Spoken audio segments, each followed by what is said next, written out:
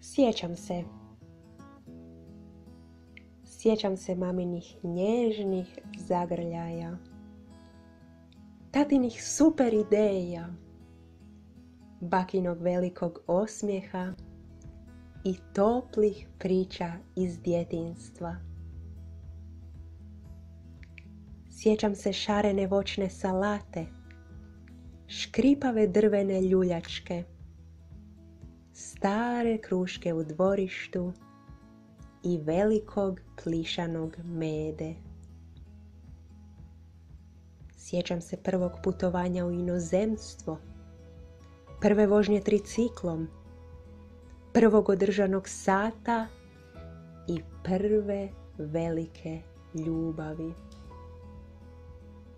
Sjećam se restorana u kojem smo slavili rođendane, šume u kojoj smo skupljali kestene, knjižnice u kojoj nije bilo zakasnine, klupice koja čuva drage uspomene.